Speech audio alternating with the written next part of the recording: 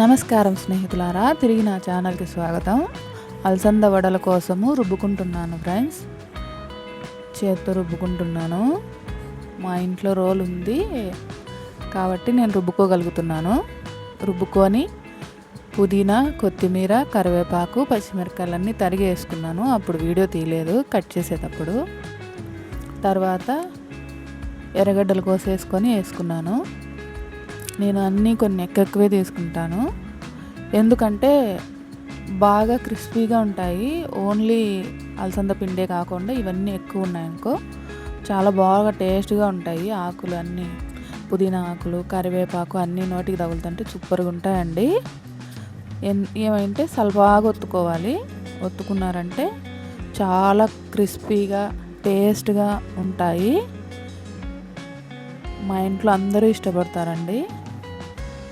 ఇంకా మా పిల్లలైతే తీసి ఆ ఫోటో తీసుకునేంత వరకు కూడా ఆగలేదండి. అవి అయ్యే లోపల 2-3 సార్లు వచ్చి వెళ్ళాడు పొయ్యి దగ్గరికి, అమ్మ అయినాయా అని. ఇంకా టకటక చేసి ఆ ఫోటో తీసుకొని మా పిల్లలకి పెట్టానండి. చాలా టేస్ట్గా ఉన్నాయమ్మా అని తిన్నారు పిల్లలు.